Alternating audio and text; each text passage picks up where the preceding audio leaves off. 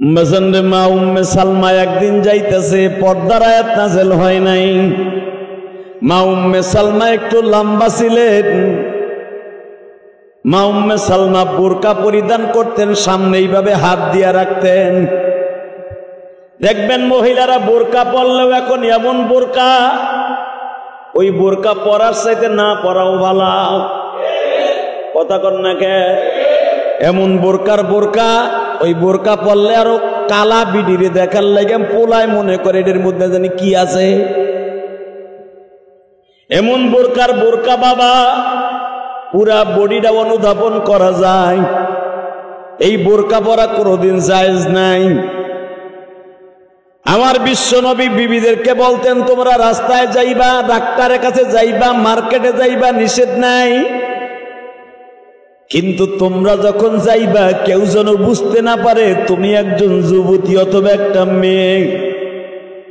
মনে করবে 70-80 বছরের একটা মহিলা। বোরকার মানি হলো এইটা।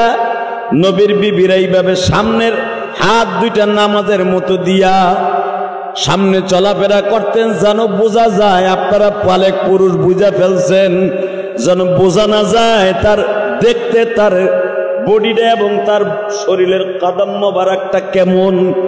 বিশ্বনবী এইভাবে বিবিদেরকে চলাফেরা করাইতেন। বুখারীতে আসছে, মা উম্মে সালমা আজকে যাইতেছে হাত সামনে, কিন্তু বোরকা পরিধান করা। বিশ্বনবী অনুধাবন করতে পারলেন আমার বিবির বডিটা কেমন, যেন উঁচা উঁচা এরকম, অর্থাৎ লম্বার দিক দিয়ে দেখা যায়। বিশ্বনবীর সঙ্গে সঙ্গে মা উম্মে সালমাকে রিটার্ন ঘরে নিয়ে আসলেন। কারণ নবীর বিবিদের দিকে কেউ পৃথিবীর কেউ খারাপ চোখে তাকাবে না, কিন্তু নবীর চোখে পড়ার সঙ্গে সঙ্গে ডেকে নিয়ে আসলেন। বিশ্বনবী আজ থেকে বলে দিলেন, ও উম্মে সালমা, আজ থেকে আর ঘর থেকে বের হওয়া যাবে না। মা উম্মে সালমা জিজ্ঞেস করলেন, বিশ্বনবী আজ থেকে ঘর থেকে বের হওয়া যাবে না মানে? আল্লাহর নবী বললেন, ওয়াকারনা ফি বুয়ুতিকুন্না ওয়ালা তাবাররাজনা তাবাররুজাল জাহিলিয়াতিল উলা। আল্লাহ কোরআনের আয়াত নাযিল করে দিয়েছে, তোমরা যেইভাবে চলাফেরা করো আজ থেকে আর চলাফেরা করা যাবে না। বিসমিল্লাহির রহমানির রহিম। মিল্লাত আবিকুম ইব্রাহিম হুয়া সাম্মাকুমুল মুসলিমিন ওয়া ইয ইয়ারফাউ ইব্রাহিমুল কওয়াইদা মিনাল বাইতি ওয়া ইসমাঈল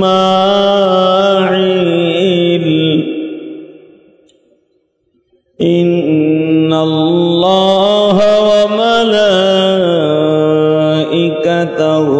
ইউসাল্লুনা আলান নাবী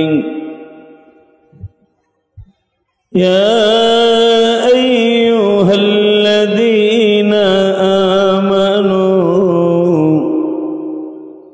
সাল্লু আলাইহি ওয়া সাল্লিমু তাসলিমা। লা ইলাহা ইল্লাল্লাহ, লা ইলাহা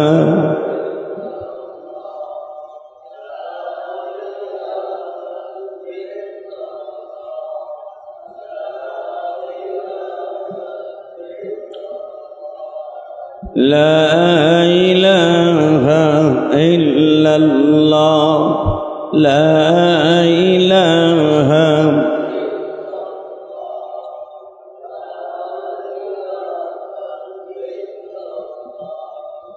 লা ইলাহা ইল্লাল্লাহ, লা ইলাহা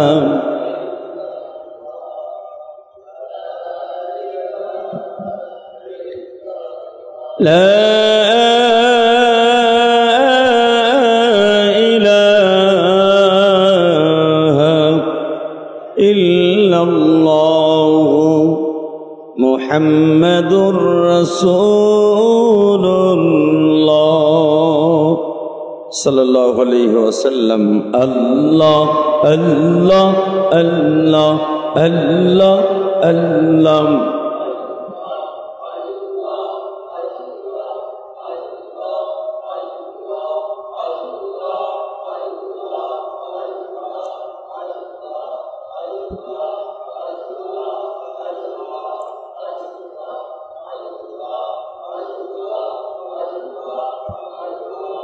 Allah Allah Allah Allah Allah Allah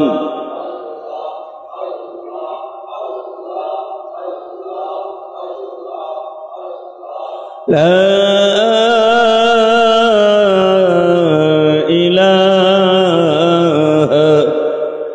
illallah Muhammadur Rasulullah।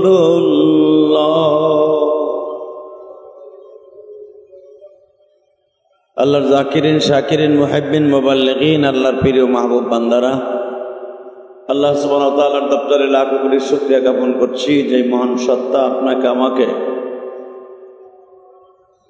পবিত্র জুমার দিনে আগে আগে এসে বসবার তৌফিকটুকু দান করেছেন।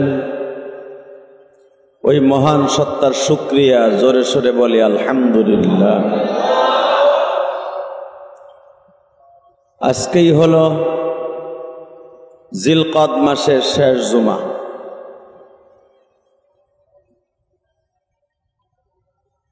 আল্লাহ, মনে হয় আগামী জুমা থেকেই জিলহজ মাস প্রথম জুমা আরম্ভ হবে। আল্লাহ পাকের হাজারো শুকর, যেই মহান প্রতিপালক আপনাকে আমাকে অত্যন্ত মায়া করে দয়া করে ভালোবেসে তারই ঘরে আগে আগে এসে বসবার তৌফিক দান করেছেন। ওই মহান মুনিবের দপ্তরে শুকরিয়া আদায় করে শেষ করা যাবে না।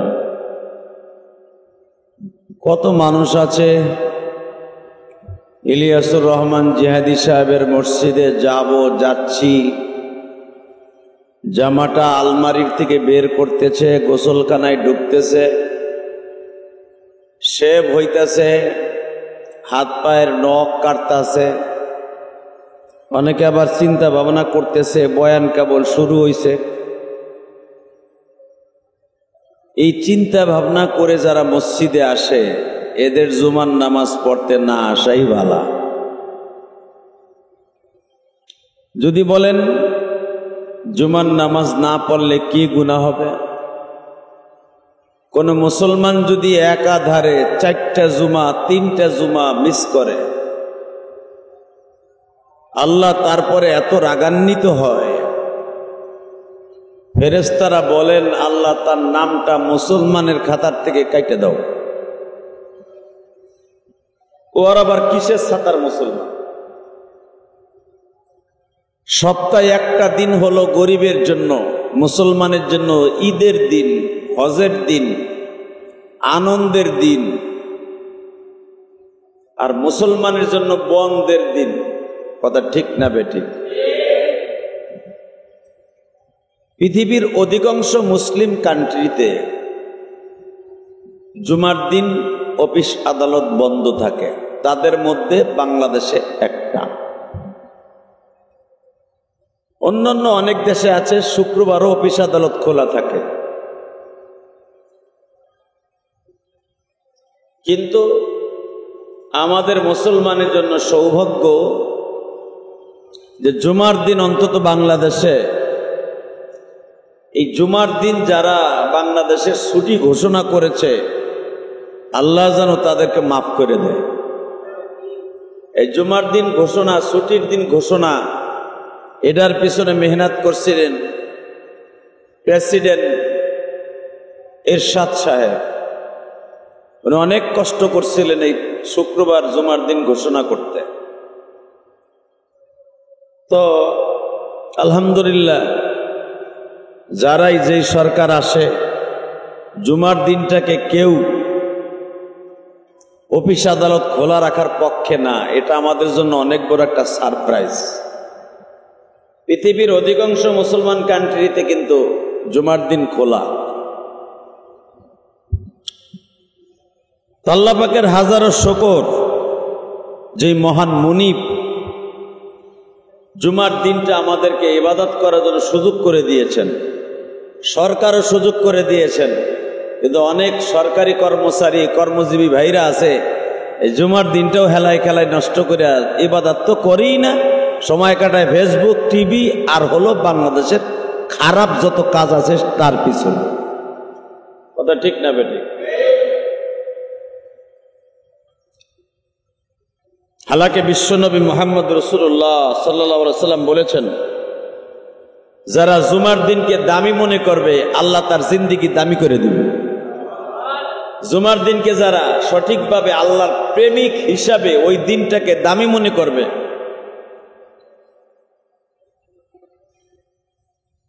আল্লাহ সুবহানাহু ওয়া তাআলা তাকে একটা কবুল হজের সওয়াব দান করবে। শুধু তাই না, বিশ্ব মানবতার শান্তির দূত নবী মুহাম্মদ রাসূলুল্লাহ সাল্লাল্লাহু আলাইহি ওয়াসাল্লাম বলেছেন, আল্লাহ কোরআন শরীফের মধ্যে 4টা কসম খাইছে। যেরকম ভাবে বিভিন্ন জায়গায় কোরআন শরীফে কসম খাইছে, তার ভিতরে জুমার দিনের কসম এক জায়গায় খাইছে। والسماء ذات البروج واليوم الموعود وشاهد ومشهود وشاهد ومشهود। আল্লাহ 4টা কসমের মধ্যে জুমার দিনের কসম খায় বলছে। আমি তোমাদের কাছে একটা ঘটনা বর্ণনা করতেছি। ঠিক আল্লাহ কেন জুমার দিনের কসম খাইলেন? জুমার দিনের কসম যদি দামি না হইতো জুমার দিন আল্লাহ কসম খাইতেন না। কথা ঠিক না বেটে? মক্কার বেঈমানগুলা জুমার দিনকে দামি মনে করতেন না। মক্কি জিন্দিগিতে জুমার দিন জুমার নামাজ ওয়াজিব হয় নাই। মাদানী জিন্দিগিতে যাওয়ার পরে, মদিনায় যাওয়ার 1 সপ্তাহ পরেই বিশ্বনবীর পরে জুমার নামাজ ওয়াজিব হয়েছে। মক্কায় জিন্দিগি থাকা অবস্থায় জুমার নামাজ কিন্তু এরকম ওয়াজিব ছিল না। জুমার দিন একটা অফিস আদালত খোলা থাকতো আবু জাহেলের জামানায়। বিশ্বনবীর জামানাও মক্কি জিন্দিগিতে জুমার নামাজ আরম্ভ হয় নাই। মাদানী জিন্দিগিতে অর্থাৎ হিজরাতের পরের সপ্তাহেই আল্লাহ সুবহানাহু ওয়া তাআলা কোরআনের আয়াত নাযিল করে দিলেন, ইয়া নবী, আপনার প্রতি যে অনেক আগে একটা কসম করছিলাম, জুমার দিনের কসম, কিন্তু জুমার দিন জানেন না, ইয়ামুল হক, অর্থাৎ জুমার দিনের যে কসম করছিলাম, জুমা কি জিনিস আপনি জানেন না। জুমার নামাজ পড়ার স্টাইলটা কি তাও আপনি জানেন না। জুমার নামাজ পড়তে হবে জোহরে রক্তে, এটা ইশারে রক্তে না, আসরে রক্তে না, পড়তে হবে জোহরে রক্তে। সুবহানাল্লাহ বলেন। আল্লাহ ইচ্ছা করলে জুমার নামাজটা কি ফজর রক্তে দিতে পারতো না? যখন 2 রাকাত, ফজরও 2 রাকাত, পারতো কিনা?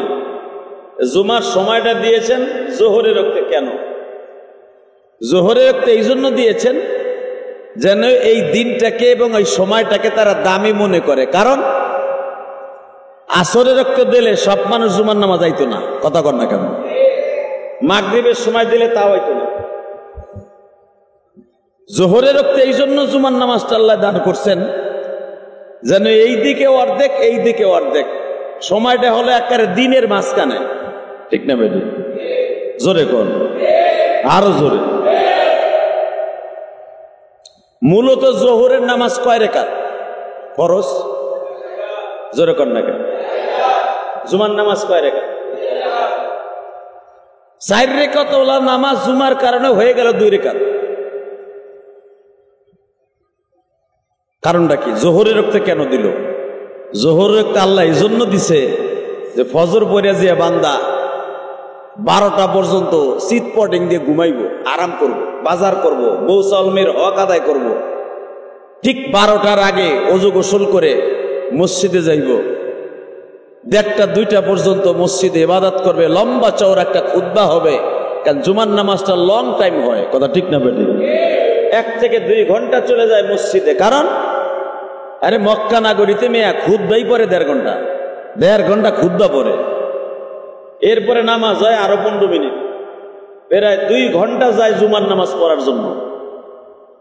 এই যে আমরা যে বাংলায় ওয়াজ করি, এটা কিন্তু সৌদি আরবে আরবিতে করে, ওইটাই তাদের খুতবা। কারণ আল্লাহ জানে বান্দার লং টাইম লাগবে, জুমার নামাজটা পড়তে অনেক সময় লাগবে। আর জুমার নামাজটা হলো পুরা মাসের, পুরা সপ্তাহের রিপোর্ট। আমি আল্লাহ ফেরেশতাদের মাধ্যমে আমার বান্দার সাথে একটা তাল্লুক পয়দা হবে। ওই জুমা থেকে এই জুমা পর্যন্ত বান্দা কি বাজেট করছিল সব আমি আল্লাহ দেখা আমি তারে মাফ করে দিব। শুধু তাই না, জুমার নামাজটা লং টাইম হবে বিধায় আমি জোহরে রুখতে দিছি যেন বান্দার টেনশন কম থাকে। কারণ এদিকে সকালে খাইছে, আবার জুমার নামাজটা পড়ে যেয়ে খাইব, ক্ষুধাটা ভালো করে লাগবে, ইবাদত করতে করতে বান্দা আরামে খাইব। জুমার নামাজটা আল্লাহ এই জন্য জোহরে রুখতে দিছে। আল্লাহ ইচ্ছা করলে আসরে দিতে পারতো জুমার নামাজ, জোহরে রুখতেরা। জুমার নামাজটা দেখেন, তারাবির নামাজ, তারাবির নামাজ ইশারে পরে দিছে, কে মাগরিবের পরে দিতে পারতো না আল্লাহ? কারণ মাগরিবের পরের থেকে তো রাত শুরু হয়ে যায়, মাগরিবের পরের থেকে যদি ঈশা পর্যন্ত তারাবি হইতো। হালাকে তারাবির সিস্টেম হলো ইশারের পরে, কারণ এটা লং টাইম নামাজ। এই লং টাইম নামাজ এমন সময় দেওয়া হবে যেন তার সাথে দূরত্বটা বেশি থাকে। কারণ ঈশার থেকে নিয়ে ফজর পর্যন্ত, ঈশার থেকে নিয়ে ফজর পর্যন্ত লং টাইম, আবার জোহর থেকে নিয়ে আসর পর্যন্ত একটা লং টাইম। কথা ঠিক না বেটি? এর ভিতরে আমার বান্দা জোহরের নামাজটা কমপ্লিট করবে, জুমার নামাজটা কমপ্লিট করবে। আর এইটা বুঝিয়া যারা আমল করবে আমি তাদের জন্যই জান্নাত রেখে দিছি। আর যে ব্যক্তি সত্যিকার আল্লাহকে ভালোবাসার নজরে জুমার নামাজটা পড়ার জন্য মসজিদে যাবে, আল্লাহ সুবহানাহু ওয়া তাআলা তার জীবনের গুনাহ মাফ করবে। সে যা চাবে আল্লাহ তাই দিবে। আল্লাহকে দেখবেন জুমার দিনে আমাকে কাজ কাম আরো বেশি হয়। জুমার দিনে কাজ কাম কেমনে বেশি হয়? জুমার দিনে ডেট দেয়, ভাই দই দরবার বৈঠক, জায়গা জমি মাপা এবং যত ব্যবসা বাণিজ্য আছে জুমার দিন টাইম দেয়। কথা কন না কে? জোরে কন। জুমার দিন সব টাইম দেয়। এই দিন দিছে আল্লাহ ইবাদতের লাইগা, আর বান্দাই করে তার নিজের কাম। আমার আল্লাহ বলেন, বান্দারে যারা জুমার মসজিদে আগে যাবে আল্লাহ তাকে একটা উট কোরবানি দেওয়ার সওয়াব দান করবে। এরপরে যে যাবে প্রথম কাতারে, যারা প্রথম যায় প্রথম কাতারে সুযোগ পাবে, প্রত্যেক কাতারের প্রথম কাতারের মানুষগুলাকে আল্লাহ একটা করে উট কোরবানি দেওয়ার সওয়াব দান করবে। এখন প্রশ্ন আসতে পারে, আমি আসলাম নামাজের আগে, কিন্তু আইয়া দেখি সামনের কাতার খালি, সামনের কাতারে বসতে পারছে, আমি কি পামু? না চান্দু, তুমি পাইবা না। সামনের কাতার বলতে বিশ্বনবী বুঝিয়েছে আজানের সাথে সাথে খুতবা শুরু হওয়ার আগে, অর্থাৎ আমি যে বাংলায় ওয়াজ শুরু করছি এই ওয়াজ শুরু করার আগেই যারা বসবে আল্লাহ সুবহানাহু ওয়া তাআলা তাকে একটা দুইটা নয়, আল্লাহ তাকে একটা উট কোরবানি দেওয়ার সওয়াব, কেউ বলেন 10টা কোরবানি দেওয়ার সওয়াব, কেউ বলে 100টা উট কোরবানি দেওয়ার সওয়াব তার আমলনামায় দান হয়ে যাবে। বর্তমান জামানায় একটা উট কিনতে বাবা 20 লক্ষ টাকা লাগে। কত? জোরে কন। এটা পাকিস্তান আর ইন্ডিয়ার উট না, সৌদি আরবের একটা উটের দাম বর্তমান বাংলা টাকায় 35 লাখ টাকা। কারণ কয়েকদিন আগে উমরায় দেখে আসলাম সৌদি আরবের একটা মেরা উট, ছোট্ট উট, সেটাও হইতেছে 1012 রিয়াল। 1000 রিয়াল হলে বাংলাদেশের হয় 33,000 টাকা, 33,500 টাকা। তাহলে হিসাব করে দেখেন, এক একটা উট যদি ওই জামানায়, সরি আমি বলছি 1000 না, সৌদি আরবের 1 লক্ষ টাকা লাগে একটা উট কিনতে।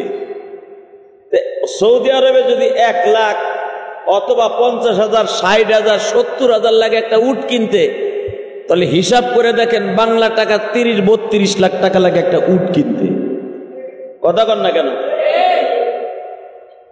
1 লাখ টাকা 65,000 টাকা, 65,000 রিয়াল, 90,000 রিয়াল।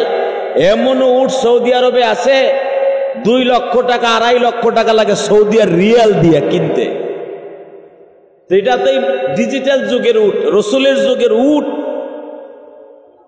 এখন হিসাব করলে প্রায় 50 থেকে 55 লক্ষ টাকা লাগে বাংলাদেশের টাইম, বাংলাদেশের টাকা। তাহলে 50 লক্ষ টাকা যদি আপনার অর্ধ কোটি টাকা সোয়াব পান যদি মসজিদে আগে যান, সুবহানাল্লাহ কইলেন না? আরো জোরে। আমি যে ওয়াজ করলাম আপনি মনে মনে ভাববেন এখানে বই আমি জানি যে হুজুরে গাল ভরা কথা কয়, হ্যাগো খাইয়া কাম নাই, হ্যাগো ব্যবসা নাই, বাণিজ্য নাই, হ্যাগো বউরা খায় পরের মাগ না, হুজুররা ওয়াজ করে দেয়, হুজুরে তো আগে যাইব। আমাকে ব্যবসা আছে, বাণিজ্য আছে, পোলাপান আছে, বউ আছে, সালমাই আছে, আমাকে কি আগে যাওয়ার আর সিস্টেম আছে? হুজুরে কইলি হইব? মনে রাখবা চান্দু, এই কথা কইতে পারবা যতদিন তোমার শরীরে যৌবন আছে, ঠিক না বেটি? এই কথাটা সেদিন তোমার মুখ দিয়ে বের হবে না যেদিন তোমার লাঠি ভর দিয়া যে কোনো জায়গায় যাইতে হইব। সেদিন খালি আফসোস করবা আর কইবা, হায় হায় জামু জামু জামু জামু জামু জামু জামু জামু কইতে কইতে সময় শেষ, এখন তো যাইতেও পারি না। এই জন্য বিশ্বনবী বলেন, যারা যৌবনকালে ঠিক মতো ইবাদত করবে, যৌবনকালের 1 রাকাত নামাজ বৃদ্ধ বয়সের 500 রাকাত নামাজের সমতুল্য। যেই বয়সে আর সিঁড়ি বাইয়া মসজিদে আসার সুযোগ নাই, কত মহিলা আছে যায় দেখেন গা, যৌবনকালে নামাজের গুরুত্ব দেয় নাই, আছে না নাই? হায়ান কুত্তা বিলাইর মতো খাইছে আর ঘুমাইছে, আর টিভির সামনে ফেসবুকের সামনে মোবাইল নিয়ে পড়ে রইছে, নামাজও ঠিক মতো পড়ে নাই, পর্দা পশিদাও ঠিক মতো করে নাই। পর্দা করছে কেটা জানেন? যেই বিটির চামড়া ঝুইলা পাঞ্জাবির হাতার মতো ঝুলে গেছে, চামড়া হাতের চামড়া পাঞ্জাবির হাতার মতো ঝুলে পড়ছে, ওই মহিলা পর্দা করে। কথা কর না কেন? ওই মহিলা বোরকা পরে যেই মহিলারে দেখা যায় বর্তমান যুগের 55-60 বছর কোন মহিলার হলে তার পর্দা করা ফরজ, একবারে বাধ্যতামূলক না। যেই মহিলার মিন্স বন্ধ হয়ে গেছে, মাসিক বন্ধ হয়ে গেছে, ওই মহিলার পরে পর্দা ফরজ না। ভালো করে বুঝুন মাসলা। যেই মহিলার মাসে মাসে শরীর খারাপ বন্ধ হয়ে গেছে, তারপরে বোরকা না পড়লেও তার গুনাহ হইব না। হালাকে যার বোরকা না পড়লে গুনাহ হইব না, ওইটাই বোরকা পরে, যেটা দামরি, যেটা না পড়লে গুনাহ হইব এইটা পরে না। কথা কর না কেন? এই তো আমাকে যুগ। ভালো করে বুঝবেন মুসলমান, যেই মহিলার প্রতি ফরজ কতে হয়ে গেছে, কতে বুঝেন? আল্লাহর হুকুম আর নাই, সে পর্দা না করলেও তার গুনাহ হবে না।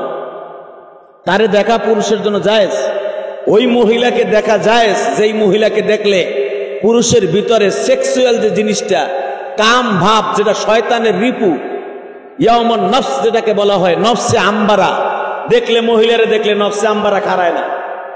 এই মার বসে একটা মহিলা রাস্তা দিয়ে হেঁটে গেলে যেই মহিলার চামড়া চুমড়া ঘুষাই গেছে পাঞ্জাবির হাতার মতো, ওই মহিলার দেখলে কি কোনো পুরুষের মন খারাপ হইব?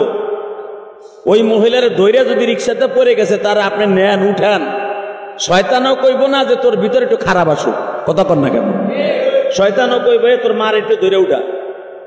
কথা কন? মনে কর তোর মা রিক্সাতে পড়ে গেছে, এমন মনে হবে মনের ভিতরে। আর এই জায়গাটায় যদি একটা 35 বছরের নারী পড়ে, শয়তান কইব আর মাগ না ধরতে পারছো, একটু ভালো করে ধর, কোলে লইয়ে উঠে। কথা কর না কেন? এই তো মাসলা বুঝে লাইছেন। যারে দেখলে শয়তান কইব না যে হারে কোলে নিয়ে উঠা, মার হিসাবে ধর, তারে দেখলে গুনাহ হবে না। আপনার মাসলা আপনি আবিষ্কার করবেন। আর যারে দেখলে শয়তান কইবে দৌড়ো, জাবরায় ধরে উঠা, মজা পাবি। পরের বউ অথবা পরের মাইয়া তুই যে ধরে উঠাইতেছ, তোর মজা আছে না ভিতরে? এই যে মজা পাবি যে ভিতরে যে আসতেছে, ওর জন্য পর্দাই ফরজ। কথা বোঝেন নাই? এবার ভালো করে বুঝেন, আরো সহজ করে দেই। বিশ্ব নবীর বিবি মা উম্মে সালমা, নাম কি? জোরে কন, আরো জোরে। উম্মে সালমা হুজুরের, আমার মাদের মধ্যে, অর্থাৎ আমার নবীর 11 জন বিবির মধ্যে সবচেয়ে বেশি সুন্দরী ছিলেন কয়েকজন। তার ভিতরে 1 নম্বরে মা খাদিজা, 2 নম্বরে মা আয়েশা, 3 নম্বরই মা উম্মে সালমা। মারহাবা বললেন।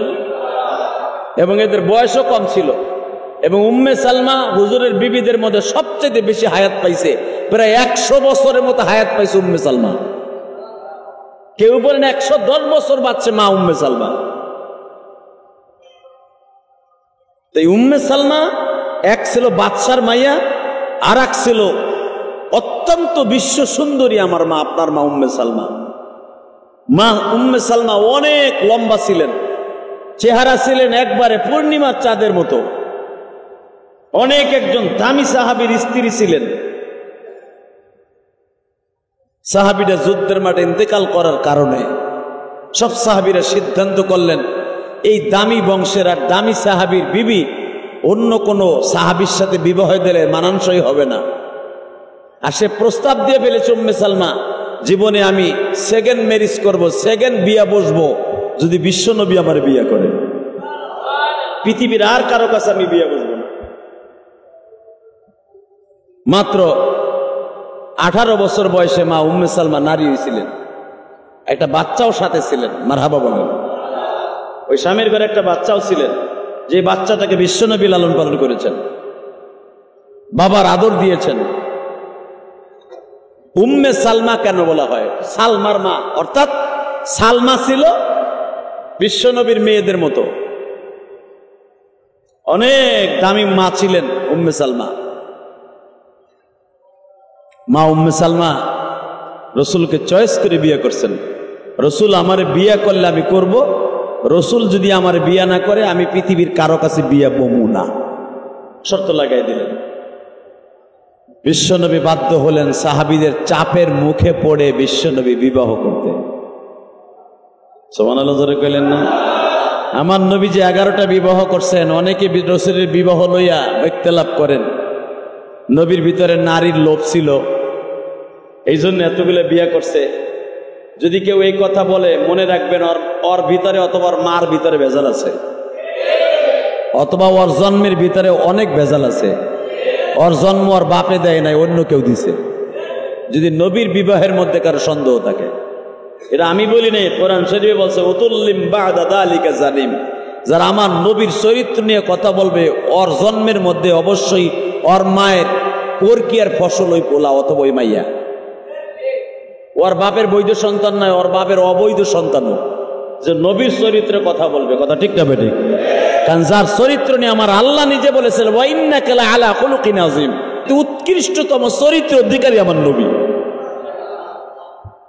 বাংলাদেশে অনেক অনেক ভার্সিটি কলেজের বড় বড় টিচাররাও আছে, হারামজাদায় কয় নবী মুহাম্মাদের ইসলাম সঠিক ইসলাম না, নবী মুহাম্মদ আমাদের মাপকাঠি না। ডারউইন, কালমার্স, লেনিন তারা বলে আমাকে মাপকাঠি। নাউজুবিল্লাহ কইলেন না?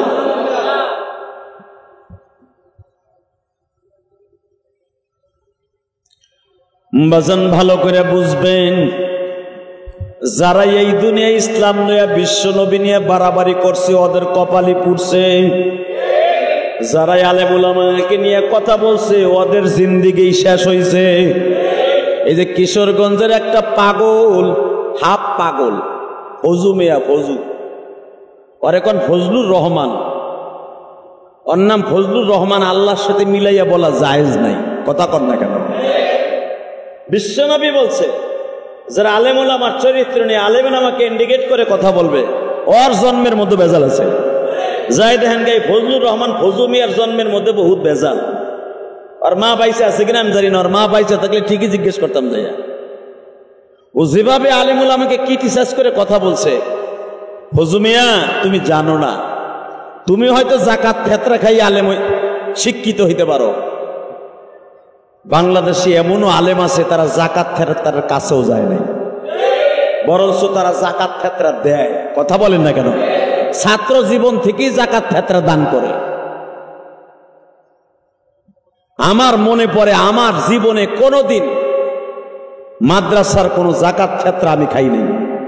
আলহামদুলিল্লাহ বলেন। হ্যাঁ বাবা গরিব ছিল, আমি কোনোদিন বোর্ডিংয়ে কোনোদিনও আমি জাকাত ফেতরার মাল খাই নাই। হ্যাঁ আমি ছাত্র জীবনে হয়তো লজিন রয়েছি, অথবা অনেক কষ্ট করে লজিন থেকে নিজের পয়সা দিয়ে টাকা দিয়ে খাইছে। হইছে গরিবের ঘরে, তাতে কি হয়েছে? জাকাত পাত্রা খাই নাই। আর মনে রাখবেন, যে সমস্ত আলেমরা জাকাত পাত্রা খাই আলেম হয় নাই, তারা জীবনে কোনোদিন এই মাথাটা এবং হক কথা তাদের জবান থেকে কেউ বন্ধ করতে পারবে না। সমাজে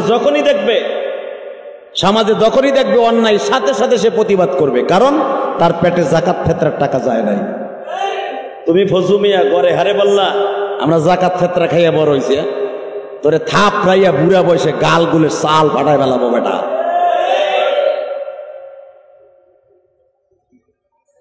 বাংলাদেশে তুই কয় টাকা জাকাত দেশে ফজু? হিসাব করলে দেখা যাবে তোর বাপের জন্মে ঠিক মতো তোর যে কয় টাকা জাকাত আছে তুই ঠিক মতো জাকাত দেশ কিনা তাও জানি না। তুই তোর কিশোরগঞ্জের কয়টা মাদ্রাসায় কয়টা জাকাত দিছ, কয় বস্তা চাউল কিনে দিছ জাকাতের, তোর উপরে যে কয় টাকা জাকাত ওয়াজিব হয়েছে সেই টাকাগুলোও তো ঠিক মতো দেস না। একটা মাদ্রাসায় একটা টাকাও দেস না। তুই আলেম ওলামাকে গড়ে হারে বলে ফেললি এরা জাকাল ফেতরা খাইয়ে আলেম হয়েছে। তুমি জানোই না বাংলাদেশে এমন এমন আলেম আছে যাদের কথায় হাজার হাজার মানুষ কাঁদে, হাজার হাজার মানুষ দিশাহারা মানুষ দিশার সন্ধান পায়। চরমনা পীর সাহেবের ওলারা, মরহুম পীর সাহেবের ছেলেরা লক্ষ লক্ষ টাকা জাকাত দেয় বেটা। এই যে আমরা উলামা একরাম লক্ষ লক্ষ টাকা জাকাত আল্লাহ রাস্তায় দেই বেটা। আল্লাহ এদেরকে হেদায়েত নসিব করুক, জোর করে আমিন, আরো জোর করে আমিন। মা উম্মে সালমা একজন সাহাবী ছিলেন বিশ্ব নবীর জামানায়, তখনও পর্দার আয়াত নাজেল হয় নাই। অন্ধ সাহাবী ছিল, অন্ধ, উম্মে মাকতুম। ওই সাহাবী অনেক সুন্দর ছিলেন, কিন্তু চোখ দুইটাও অন্ধ। বোঝেন না আমার কথা? চোখ দুইটাও অন্ধ। উম্মে মাকতুম যখন মসজিদে, অন্ধ মানুষ কোথায় যাবে, কি করব, মসজিদই পড়ে থাকতো, মসজিদে খাইতো, মসজিদে ঘুমাইতো। যাহারা সৎকার মাল নিয়ে আসতেন, অর্থাৎ জাকাত ফেতরা, বিশ্বনবীর জীবনে কোনোদিন জাকাত ফেতরা খায় নাই। হযরত ওমর, ওসমান, আলী কোনোদিন জাকাত ফেতরা খায় নাই। গরিবদের ভিতরে নবী বন্টন করে দিতেন। তো দেখা যাইতেছে একজন সাহাবী উম্মে মাকতুম অন্ধ, সে যখন মসজিদে নববীতে ঢুকতেন, মা উম্মে সালমা মাঝে মাঝে ওদের সামনে দিয়া উকি দিয়ে দেখতেন কয়জন মসজিদে আছে। দেখতেন অন্ধ ওই উম্মে মাকতুম বয়ে রয়েছে, আর কেউ না। বিশ্বনবী বললেন, কিরে উম্মে সালমা, তুমি জানালার কাপড় সরিয়ে দেখতেছো? হুজুর, মসজিদে এমন একজন আছে, সে হলো অন্ধ, সে তো আর আমাকে দেখে না। আমার নবী বললেন, সে তোমারে দেখে না, তুমি তারে দেখো কিনা? হ্যাঁ, আমি তো দেখছি। তোমার দেখা যায় যাচ্ছে না। সুবহানাল্লাহ। তো মা উম্মে সালমা মাঝে মাঝে বাবার বাড়ি যাইতেন, ভালো করে বুঝতেন। মা উম্মে সালমা বোরকা পরিধান করে মসজিদে নববীর, কারণ নবীর রাস্তায় ছিল মসজিদে নববীর ভিতর দিয়ে তার বিবিরা হাঁটতেন।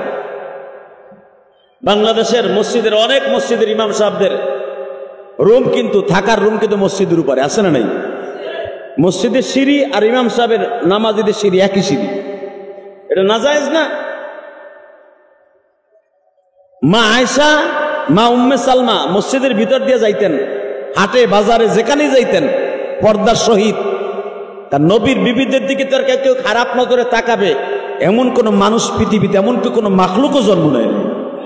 কারণ শয়তানও কোনোদিন বিশ্ব নবীর বিবিদেরকে ধোকা দিবে এমন কোন সিস্টেম ছিল না। আল্লাহ এটা মওকুফ করে দিয়েছিলেন। মা উম্মে সালমা একদিন যাইতেছে, পর্দার আয়াত নাযিল হয় নাই। মা উম্মে সালমা একটু লম্বা ছিলেন। মা উম্মে সালমা বোরকা পরিধান করতেন, সামনে এইভাবে হাত দিয়া রাখতেন।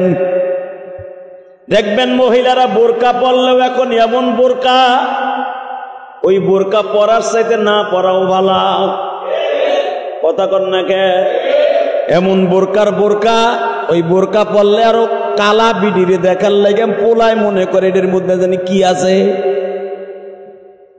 এমন বোরকার বোরকা বাবা, পুরা বডিটা অনুধাবন করা যায়। এই বোরকা পরা কোনোদিন জায়েজ নাই। আমার বিশ্ব নবী বিবিদেরকে বলতেন, তোমরা রাস্তায় যাইবা, ডাক্তারের কাছে যাইবা, মার্কেটে যাইবা, নিষেধ নাই,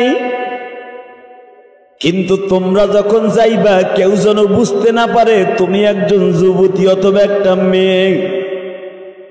মনে করবে 70-80 বছরের একটা মহিলা। বোরকার মানি হলো এইটা, নবীর বিবিরা এইভাবে সামনের হাত দুইটা নামাজের মতো দিয়া সামনে চলাফেরা করতেন, যেন বোঝা যায় আপনারা পালেক পুরুষ বুঝা ফেলছেন, যেন বোঝা না যায় তার দেখতে তার বডিটা এবং তার শরীরের কদম মোবারকটা কেমন। বিশ্বনবী এইভাবে বিবিদেরকে চলাফেরা করাইতেন। বুখারীতে আসছে মা উম্মে সালমা আজকা যাইতেছে হাত সামনে কিন্তু বোরকা পরিধান করা। বিশ্বনবী অনুধাবন করতে পারলেন আমার বিবির বডিটা কেমন, যেন উঁচা উঁচা এরকম, অর্থাৎ লম্বার দিক দিয়ে দেখা যায়। বিশ্বনবীর সঙ্গে সঙ্গে মা উম্মে সালমাকে রিটার্ন ঘরে নিয়ে আসলেন, কারণ নবীর বিবিদের দিকে তো কেউ পৃথিবীর কেউ খারাপ চোখে তাকাবে না। কিন্তু নবীর চোখে পড়ার সঙ্গে সঙ্গে ডেকে নিয়ে আসলেন। বিশ্বনবী আজ থেকে বলে দিলেন, ও উম্মে সালমা, আজ থেকে আর ঘর থেকে বের হওয়া যাবে না। মা উম্মে সালমা জিজ্ঞেস করলেন, বিশ্বনবী আজ থেকে ঘর থেকে বের হওয়া যাবে না মানে? আল্লাহর নবী বললেন, ওয়াকারনা ফি বুয়ুতিকুন্না ওয়ালা তাবাররাজনা তাবাররুজাল জাহিলিয়াতিল উলা। আল্লাহ কোরআনের আয়াত নাযিল করে দিয়েছে, তোমরা যেইভাবে চলাফেরা করো আজ থেকে আর চলাফেরা করা যাবে না। আমার ভাইরা ভালো করে বুঝবেন, আমার জাতির পিতা ইব্রাহিম আলাইহিস সালাতু ওয়াস সালাম নমরুদের আগুনের মধ্যে পড়িয়া জান্নাতের খাবার খেয়েছে। জান্নাতের খাবার খাইবার পরে 70 জন মহিলা ইব্রাহিম আলাইহিস সালামকে আগুনের ভিতরে ডিউটি দিতেছে। মাত্র আমার দিকে তাকাবেন আর চোখের পানি ফেলাই আল্লাহর কাছে দোয়া করবেন, মালিক দুনিয়ায় কয়দিন থাকবো মালিক? দুনিয়া তো সারা টাইম হয়ে গেল, এখনো পর্যন্ত তোমার প্রেমিক হতে পারলাম না, তোমারে ভালোবাসার নজরে দেখতে পারলাম না। আমার আব্বা জান ইব্রাহিম আলাইহিস সালাতু ওয়াস সালাম তার বাবা মা মিলিয়ে আগুনের মধ্যে ফেললো গো বাবা। আগুনের মধ্যে পড়িয়া মাওলারে ডাক দিছে, মালিক এই ধাউ ধাউ কৃত আগুনের মধ্যে, জ্বলন্ত আগুনের মধ্যে তুমি ছাড়া বাঁচাইবার মতো আর কেউ নাই। আমার আল্লাহ বললেন, ইব্রাহিম রে, তুই যখন আমার কাছে সাহায্য তলব করছ রে ইব্রাহিম, আমি মালিক তোরে বাঁচাইবার জন্য রেডি হয়ে গেলাম। জিবরাইল আমার ইব্রাহিমের জন্য একটা স্বর্ণের চেয়ার লয়ে যা, আমার ইব্রাহিমের জন্য জান্নাত থেকে একটা জুব্বা লয়ে যা। আমার ইব্রাহিম মৃত্যুর আগ পর্যন্ত এই জুব্বাটা দুনিয়ায় থাকবে। আমার জাতির পিতা ইব্রাহিমের জুব্বা এখনো পর্যন্ত বাবা তুরস্কের কায়রোতে আছে। আল্লাহু আকবার বলেন। মিশরের কায়রোতে এখনো পর্যন্ত ইব্রাহিম আলাইহিস সালামের সেই জুব্বা এখনো আছে, কিয়ামত পর্যন্ত থাকবে। কারণ এরা দুনিয়ার কোনো সুতার বানানো নয়, এরা জান্নাতের সুতার বানানো। আমার মালিক বলে, জান্নাতের কিছু আলামত দুনিয়ায় আমি রাইখা দিছি, যেটা যেন বুঝতে পারো জান্নাতের খাবার, জান্নাতের পোশাক কেমন হবে। ইব্রাহিম আলাইহিস সালাম 40 দিন পরে আগুন থেকে বের হলেন। আস্তা মানুষ ঢুকছে, আগে যেরকম আছিল তার থেকে 100 গুণ চেহারা আল্লাহ বাড়ায় দিছে। আল্লাহ আগুনকে ডেকে ডেকে বলতেছে, কুল্লা ইয়া নারু কুনি বারদাও ওয়া সালামান আলা ইব্রাহিম। আগুন রে, নমরুদ জ্বালাইছে, আমি মওলা বলে দিলাম, আগুন তুই আমার ইব্রাহিমের একটা পশমও পোড়াবি না। আমার ইব্রাহিমের জন্য শান্তিদায়ক বাসস্থান হয়ে যা, না ঠান্ডা না গরম, একটা ঘরের মতো হয়ে যা। উপর দিয়ে আগুন জ্বলতাছে, দাউ দাউ, ভিতর দিয়ে জান্নাতের টুকরা। 40 দিন পরে যখন জাতির পিতা ইব্রাহিম আগুনের থেকে বের হয়েছে, ইব্রাহিমের দৃশ্য দেখে বাবা হাজার হাজার মানুষ ইব্রাহিমের দলভুক্ত হয়ে গেছে। ও নমরুদ রে, তুমি যখন ইব্রাহিমরে জ্বালাইতে পারো নাই, তাহলে বোঝা গেছে তুমি খোদার কোনো পাওয়ার নাই। ঠিক না বেটি? যেই খোদায় আগুনের মধ্যে ইব্রাহিমরে জ্বলতে দেয় নাই, ইব্রাহিমের খোদায় আসল, তুমি নকল। অতএব তোমারটা মানা যাবে না, ইব্রাহিমেরটা সত্য। আল্লাহর খলিল ইব্রাহিম আগুন থেকে বের হলেন, সাথে একজন সফর সঙ্গে, কেউ বলেন লুত নবী, কেউ বলেন হুদ নবী, মারহাবা বলেন। কেউ বলেন লুত নবী, কেউ বলেন জোরে কোন কি নাম হুদ, কেউ বলেন লুত, কেউ বলেন হুদ।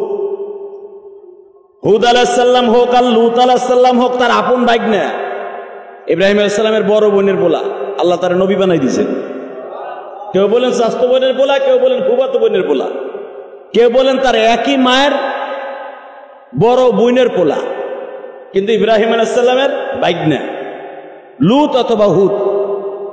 আগুন থেকে বের হওয়ার পরে পুরা মিশরের ভিতরে, তুরস্কের ভিতরে, আজারবাইজানের ভিতরে এলান হয়ে গেল যে 17 বছরের যুবকটারে নমরুদ জ্বালাইতে পারে নাই, তাহলে বোঝা গেল এই নমরুদের পাইরবি আর করা যাবে না। ইব্রাহিমের খোদার পরে আমরা ঈমান আনলাম। আল্লাহর খলিল ইব্রাহিম দিনের দাওয়াতের জন্য বের হয়ে গেলেন। 20 বছর হয়ে গেল বাবা এলাকার মধ্যে ঘুরছে, কেউ বলেন 22 বছর হয়ে গেল। এই এতদিন পর্যন্ত এলাকার মধ্যে ঘুরছে, ইব্রাহিম আলাইহিস সালামের একটা পশমের ক্ষতিও নমরুদ করতে পারে নাই। তাহলে বোঝা গেল যারা দিনের পক্ষে কথা বলে তাদের পিছনে পিছনে অনেক মানুষ কথা বলবে, একটা পশমের ক্ষতিও করতে পারবে না। ঠিক না বেটি?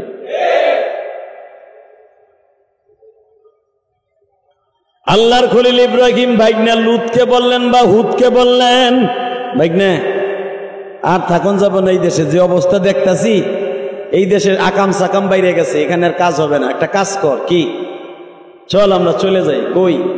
বেবিলন শহরে চলে যাই। সুবহানাল্লাহ বলেন না? আরো জোরে কোন? হুদ আলাইহিস সালাম অথবা লুত আলাইহিস সালাম বলে, মামা চলেন জায়গা, এই দেশের মানুষ আসলে আপনারা চিনবে না। এই যে নমরুদের এলাকার মানুষ, আপনি যতই দাওয়াত দেন কাম হইব না।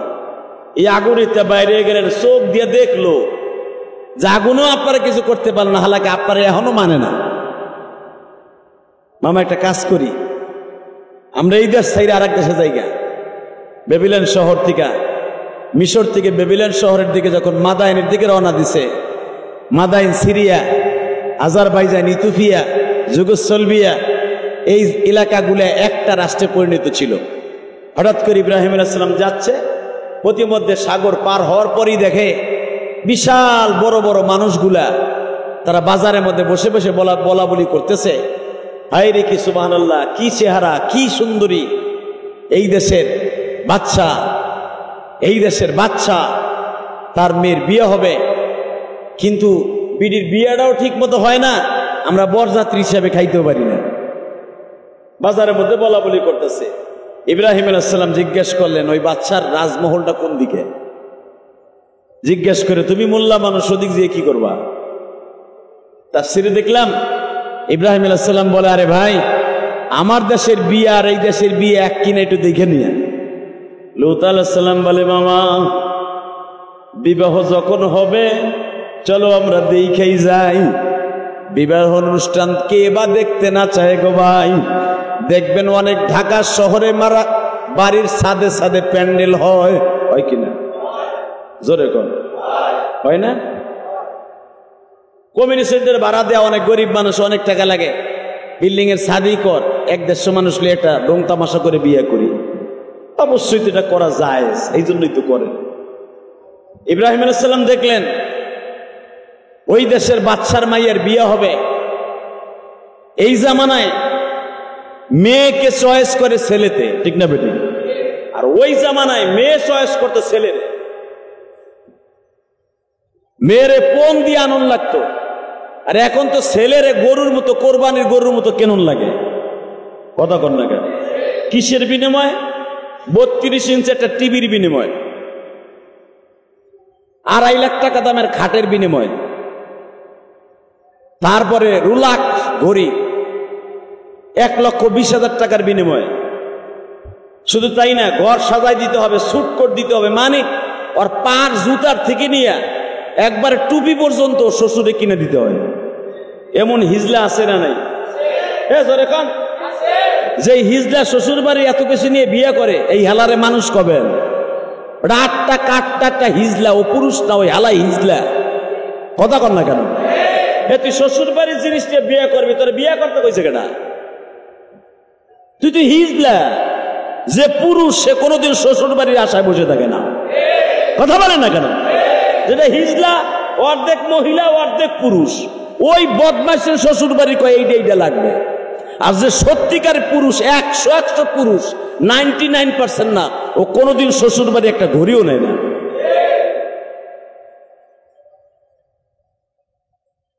অর্ধেক পুরুষ।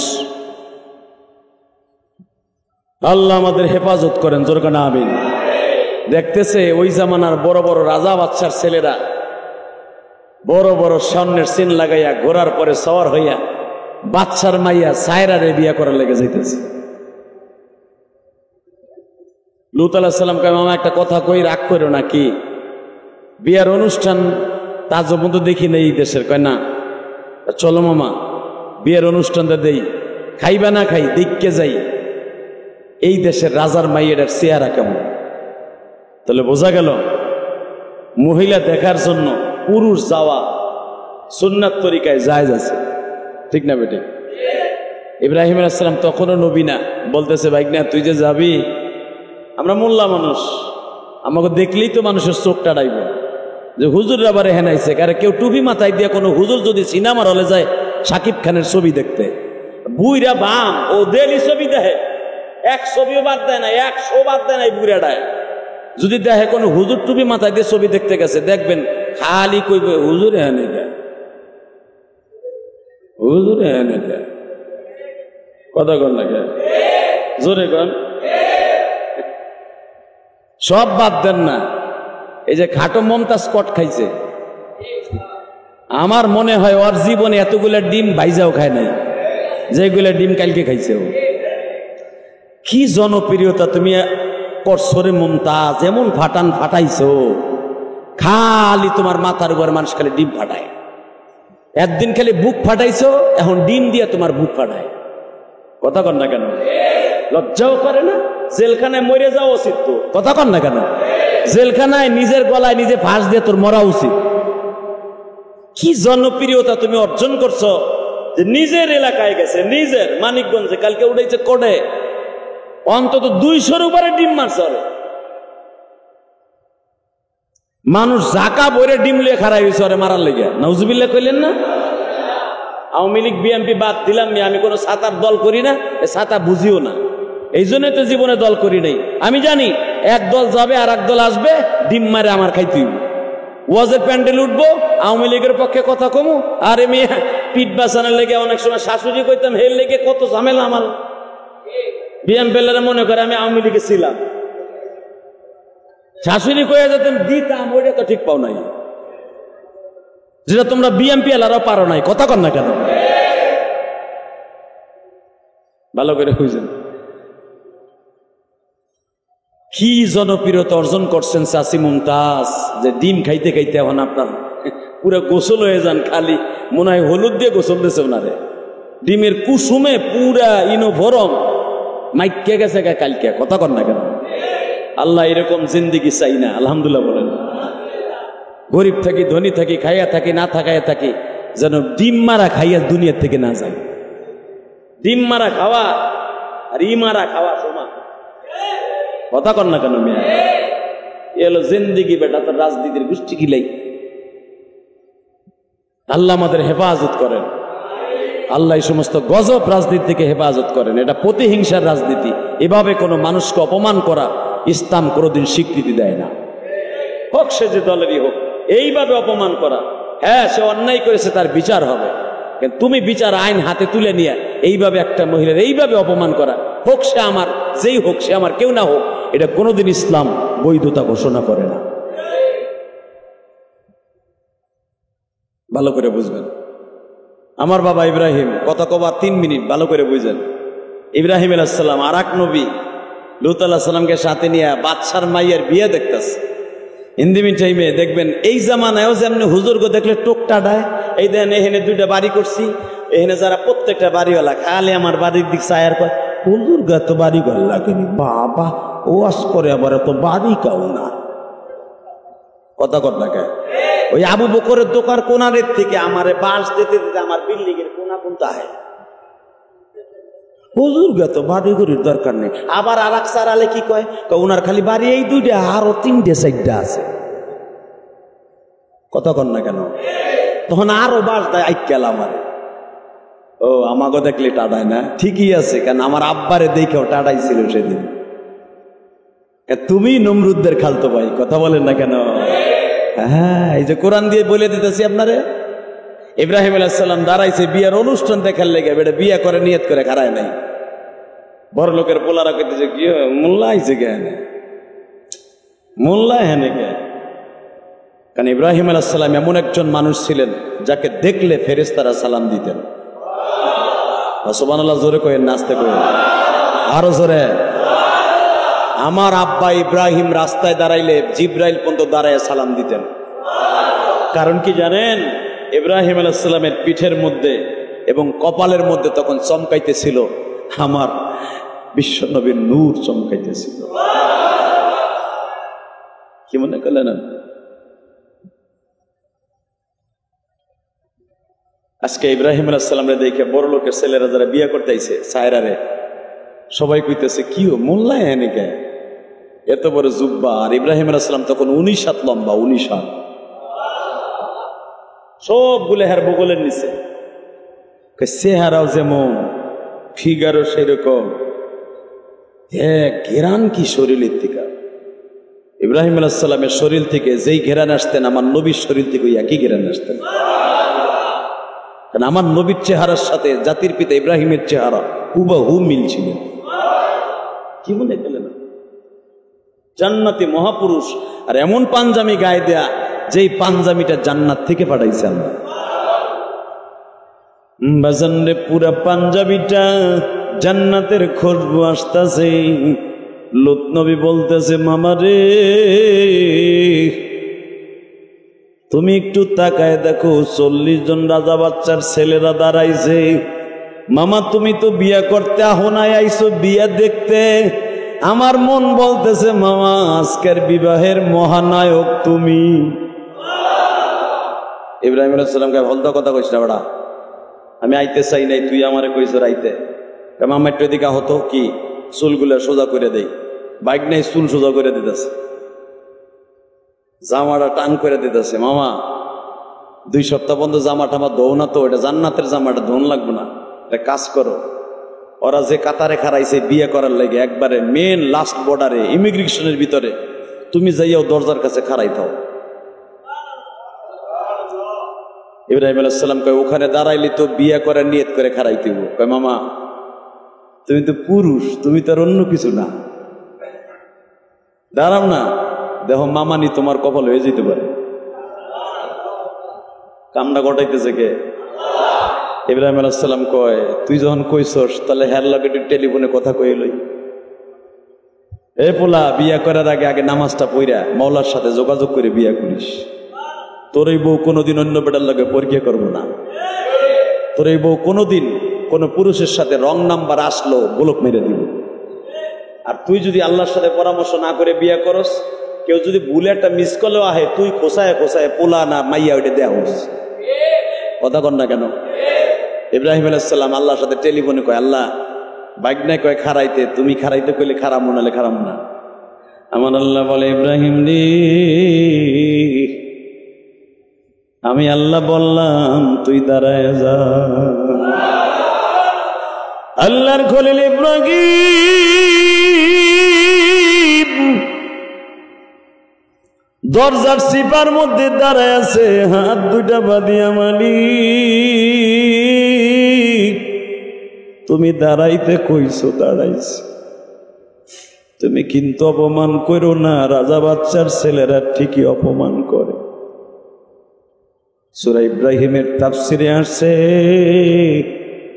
মা সায়রা উপরে শাস্তাছে। 21 জন বান্ধবীরে বলতেছে তোরা মানে সুন্দর করে সাজিয়ে দেখো, আমার বাবার রাজমহল থেকে দামি মণি মুক্তার যেই সুন্দর জিনিস আছে সব আমারে পড়াইয়া দেয়। বান্ধবীরা বলে, সায়রা রে, বুঝলাম না আজকে এত কিছু অলংকার লাগাইতেছ কেন? আরে কেন লাগাইতেছি জানোস তুই? আজকে 2 সপ্তাহ ধরে ছেলে চয়েস করার পালা শুরু হয়েছে। প্রতিদিন 40 জন করে ছেলে দাঁড়ায় আমারে দেখার জন্য। আমি আজকে নিজে দেখব। আমার প্রাণের সখা আজকে আমার দরজা। বান্ধবীরা বলে, তুমি কেমনে বুঝলে? তুমি আজকে তোমার সখা আজকে তোমার দরজা। আরে আমি রাত্রে স্বপ্নে দেখছি আমার রাজকুমার আমার ঘরের দরজা। আমি যারা এতদিন শয়নের স্বপ্নে খুঁজছি সে আজকে আমার দরজায় আসবে। মা সায়রা ওই জামানার বিয়ার নীতি অনুসারে ফুলের মালা হাতে নিয়ে বাবা উপরের থেকে নামতাছে,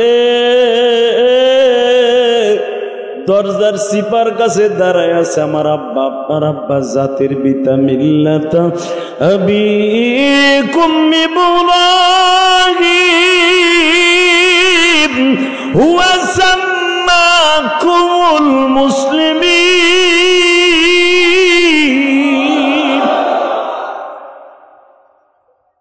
দরজার কাছে দাঁড়িয়ে আছে, বিবাহ করার নিয়ত করে দাঁড়ায় নাই আমার আব্বা। আপনার আব্বা শুধু দেখার জন্য দাঁড়াইছে।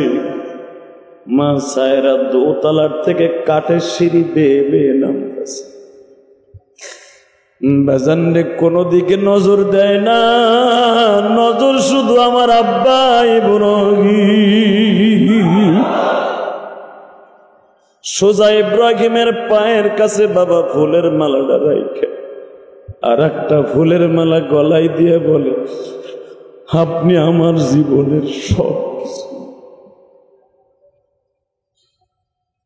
রাজা বাচ্চার ছেলেরা যারা দাঁড়িয়ে ছিল তারা এক একজন দৌড়ে পালায় গেল। যেই মোল্লারে ইন্ডিকেট করে কথা বলছিলাম, মোল্লারে খারাপ নজরে দেখছিলাম, সেই মোল্লাই তো দেখে ফেলল। সেই মোল্লাই তো বিয়ে করে নিয়ে গেল, আর দাঁড়ানো যাবে না গো। বাসর ঘরে মা সায়রার ইব্রাহিম 2 দায় নামাজে দাঁড়ায় কান্দে।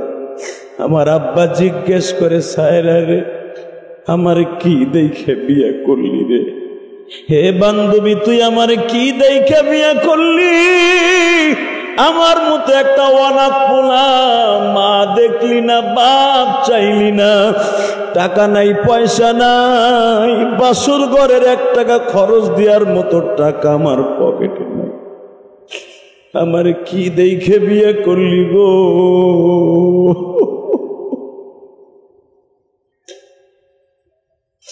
আপনার মা, আমার মা এক বাক্যে বললেন, আমি কিচ্ছু দেখি নাই, আপনার কপালের মধ্যে পূর্ণিমার চাঁদ উদিত দেখেছি। ইব্রাহিম বললেন, সায়রা রে, এই কপালে কি আছে গো? আমি বালেগ হওয়ার আগের থেকে যেই পূর্ণিমার চাঁদটা আপনার কপালে দেখতে দেখতে বালেগ হইছি গো, বিবাহ পর্যন্ত এখনো পর্যন্ত বেঁচে আছি, ওই জিনিসটাই আপনার কপালে আমি খুঁজতেছিলাম। আজকে 40 দিন হয়ে গেল ছেলে চয়েস করার পালা, কিন্তু আজকে যে আপনি আমার দরজায় আসবেন আমি কোনোদিন বুঝতে পারিনি। আমার মুসল্লি ভাইরা, কোরবানির আর মাত্র 2টা সপ্তাহ বাকি আছে মাঝখানে। শুধু আপনাদের খেদমত আরজ করিয়া যাই, ইব্রাহিম আলাইহিস সালাতু ওয়াস সালাম 40টা পরীক্ষা দিয়া আমার আল্লাহর কাছে A+ গোল্ডেন A+ পাইয়া জাতির পিতা হইছে। আমরা অন্তত জীবনে 2-3টা পরীক্ষা দিয়া ইব্রাহিম আলাইহিস সালামের সন্তানের খাতায় নাম লিখব। আছি না? রাজি আছি না ইনশাআল্লাহ? পারবো তো ইনশাআল্লাহ? ইব্রাহিম আলাইহিস সালামের সবচেয়ে জীবনের সবচেয়ে বড় আমল ছিল সে কোনোদিন কারোর সামনে মাথা নত করে নাই। আলহামদুলিল্লাহ বলেন। আমরাও তার সন্তান হইয়া কোনো বাতিলের সামনে সে হোক যত বড় শিল্পপতি আর কোটিপতি, আমি হইলাম একটা দিনমজুরি, হলাম একজন দোকানদার, কোনো বেঈমানের সামনে মুনাফিকের সামনে মাথা নত করবো না। জীবন ওয়ান টাইম আইতেছে, কাইল নেই। কোনো বেঈমানের সামনে গুনাহ বাসা করে কথা কওয়ার সময় নেই। ইনশাআল্লাহ বলেন। আসেন তওবা করে আস্তাগফিরুল্লাহ রাব্বি মিন কুল্লি যামবি ওয়া আতুবু ইলাইহি লা হাওলা ওয়ালা কুওয়াতা ইল্লা বিল্লাহিল আলিয়্যিল আযীম। ইনশাআল্লাহ ইব্রাহিম আলাইহিস সালামের বিয়া পাইলেন আজকে একটা, আগামী জুমায় পাবেন আর একটা বিয়া। বিয়ের কথা, ইব্রাহিম আলাইহিস সালামের কথা কোরআনের থেকে হাদিস থেকে শুনতে হইলে মসজিদে আগে আগে আসতে হয় না? আপনি চান্দু আহিন্দি ওয়াজন শেষ হয়তো। আপনি মনে রাখবেন, যারা মসজিদে জুমার বয়ান শোনার জন্য সব কাজ ফেলে রেখে আগে আসে, 50 লক্ষ টাকার একটা উটের সওয়াব আল্লাহ তার আমলনামায় দান করে। এভাবে যদি মৃত্যুর আগ পর্যন্ত জুমার নামাজের অ্যাকাউন্টে উট কোরবানি দিয়ে সওয়াব জমাইয়া কবরে যাইতে পারেন, আমি গ্যারান্টি দিলাম জীবনের কোনো আমল কবুল বা হোক বা না হোক, এই যে আপনি মসজিদে আইছেন, এটা কোনো ফরমালিন ছাড়া আমল, কোনো ফরমালিন নাই। আপনি কি করে আইছেন ওটা পরে, কি গুনাহ করছেন ওটা পরে। আপনি যে মসজিদে আগে আইছেন, উট কোরবানি দিয়ে সওয়াব 100% চন্দ্র চন্দ্র যেরকম সত্য, আপনি উট কোরবানি দিয়ে সওয়াব পাবেন সেটা এরকম সত্য। কি আগে আগে আসা যাবে তো ইনশাআল্লাহ? হ্যাঁ, কোরআন শরীফের ভিতরে কত মজার মজার ওয়াজ, কত মজার মজার কথা আপনি বসলেই মসজিদে আগে আসলেই শুনতে পারবেন। আল্লাহ আমাদের সবাইকে তৌফিক দান করুন, আল্লাহুম্মা আমিন। ربنا ظلمنا أنفسنا وإن لم تغفر لنا وترحمنا لنكونن من الخاسرين